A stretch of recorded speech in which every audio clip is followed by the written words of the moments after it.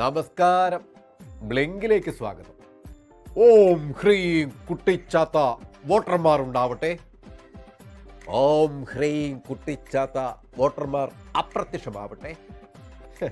കഴിഞ്ഞ ദിവസം പാലക്കാട് അടക്കം SIR വഴി കാണാതായ BJPയുടെ സ്വന്തം അസംബ്ലി മണ്ഡലത്തിൽ നിന്നും 50% മുതൽ 65% വരെ വോട്ടർമാർ പ്രത്യക്ഷപ്പെടുകയും വോട്ടെടുപ്പ് കഴിഞ്ഞ് SIR വന്നപ്പോൾ ഇവരെ കാണാനുമില്ല എന്നത് മന്ത്രവാദം നിമിത്തമല്ലാതെ മറ്റെന്ത്. അയ്യോ, മറന്നു. അയ്യപ്പൻ്റെ അനിയൻ ആയതുകൊണ്ടാണ് നമ്മളെ രായാവ് അങ്ങ് എടുത്ത തൃശ്ശൂർ കോർപ്പറേഷൻ തിരഞ്ഞെടുപ്പിൽ പടവലങ്ങ പോലെ താഴേക്ക് വളർന്നത് അല്ലയോ? അല്ല, ഈ ചേട്ടൻ അയ്യപ്പൻ്റെ തിരുവാഭരണമടക്കം കട്ടുപോയവരെ കുറിച്ച് കടുപ്പിച്ചൊന്നും അനിയൻ പറയുന്നത് കേൾക്കുന്നില്ലല്ലോ. അതുകൊണ്ട് ചോദിച്ചു പോയതാട്ടോ. കലിങ്കിലിരുന്ന് കോപം മൂത്ത് സാധാരണക്കാരൻ്റെ നെഞ്ചത്ത് കയറി ആക്രോശിക്കുന്ന അടുത്ത ജന്മത്തിലെ ബ്രാഹ്മണൻ തൃശ്ശൂർ പിടിക്കാൻ കാണിച്ച മിടുക്ക് ഇപ്പോൾ കേരള ജനതയ്ക്ക് കറക്റ്റ് ബോധ്യമായി കഴിഞ്ഞിട്ടോ. സംഗതി പുറത്ത് പറയണ്ട. ആ 70,000 വോട്ട് എങ്ങനെ വന്നു?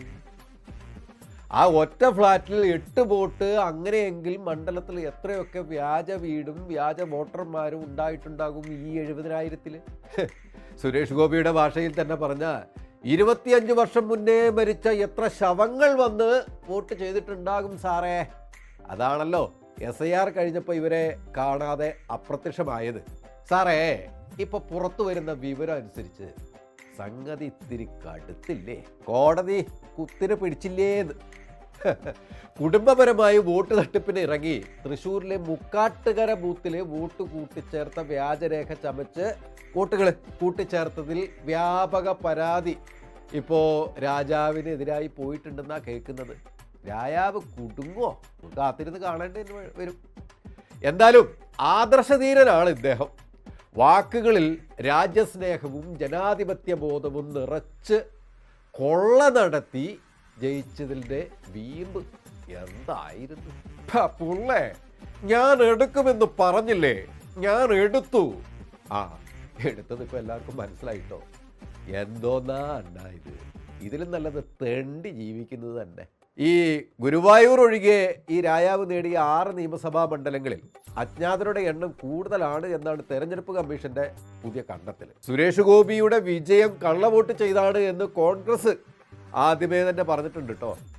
ഇപ്പോഴിതാ SIR വഴി കൂട്ടത്തോടെ വോട്ടർമാരെ കാണാനില്ല എന്ന് പറയുമ്പോൾ സുരേഷ് ഗോപിയുടെ ബൂത്തുകളിലെല്ലാം കൂടി ഏകദേശം 25,194 ഡിലീറ്റ് ചെയ്യപ്പെട്ടതെന്ന് ഓർക്കണം. പക്ഷേ തെരഞ്ഞെടുപ്പിൽ അവർ വോട്ട് ചെയ്തിട്ടോ. അത് സുരേഷ് ഗോപിയുടെ വിജയവുമായി.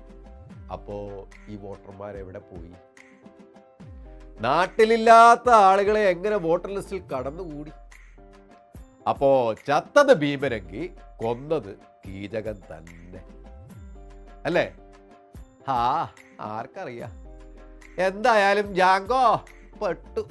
അപ്പോൾ ഈ സുരേഷ് ഗോപി ആശാൻ തിരഞ്ഞെടുപ്പിന് മുമ്പ് ഡൽഹിക്ക് പറന്നത് ഈ മോദി ട്രിക്ക് പഠിച്ചെടുക്കാനായിരുന്നു അല്ലേ?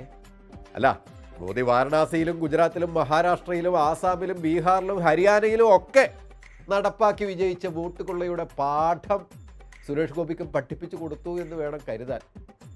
ഇപ്പോൾ സംഗതി അമ്പയെ പാളി. കോടതി ഇക്കാര്യത്തിൽ തെരഞ്ഞെടുപ്പ് കമ്മീഷനെ പിടലിക്ക് പിടിക്കുകയാണ് എങ്കിൽ സംഗതി പൊട്ടിച്ചീറ്റും എന്നതിൽ ഒരു സംശയമില്ല. MP സ്ഥാനം പിന്നെ ഗോവിന്ദ. ഞാനിങ്ങെടുത്തു, ജനം തിരിച്ചുമെടുത്തു എന്ന അവസ്ഥയാകും. എന്തൊക്കെ പ്രഹസനങ്ങളായിരുന്നു രായാവേ കാഴ്ചവെച്ചത്. പൊറാട്ട് നാടകം, വെള്ളരി നാടകം, തെരുവ് നാടകം ഒക്കെയും ജനത്തിൻ്റെ നെഞ്ചത്ത് കയറിയല്ലേ. ഈ തിരുവനന്തപുരത്ത് നേമത്തും വട്ടിയൂർക്കാവും BJP സ്വാധീനമുള്ളതല്ലേ? അവിടെയും SIR വഴി 1 ലക്ഷത്തിൽ പരം പുറത്തു പോയിട്ടുണ്ടെന്നാണ് കേൾക്കുന്നത്. അത് BJP ജിംബൂമ്പ ആക്കി കൊണ്ടുവന്നവരല്ലേ നമ്മുടെ ഗോപാലകൃഷ്ണൻജി അല്ലേ? ഗോപാലൻജി പറഞ്ഞതുപോലെ കാശ്മീരിൽ നിന്നും ട്രെയിനിൽ ഏർപ്പാടാക്കി കൊണ്ടുവന്നവരാണോ ഈ കഴിഞ്ഞ ബീഹാർ തിരഞ്ഞെടുപ്പിൽ നടപ്പിലാക്കിയതുപോലെ? അതേ മാർഗം തന്നെയാണോ ഇവിടെ നടപ്പിലാക്കിയത്? സത്യത്തിൽ ഇന്ത്യ ഒട്ടാകെ നടപ്പിലാക്കിയ വോട്ട് കൊള്ളയുടെ മോദി മാർഗം സ്വീകരിച്ച് കേരളത്തിലും BJPയുടെ കുതന്ത്രം ഒന്ന് പാളി എന്ന് വേണം കരുതാൻ. അല്ല സുരേഷ് ഏട്ടാ, ഇവിടൊക്കെ കാണുമല്ലോ അല്ലേ? ബ്ലിങ്ക് ഉണ്ടാവും കേട്ടോ, ബ്ലിങ്ക് തുടരും. കൂടുതൽ വാർത്തകൾക്കും വിശേഷങ്ങൾക്കും ഞങ്ങളുടെ channel like, share and subscribe ചെയ്യുക. കൂടാതെ സബ്സ്ക്രൈബ് ബട്ടണിലെ ബെല്ലൈക്കൺ എനേബിൾ ചെയ്യാനും മറക്കരുത്.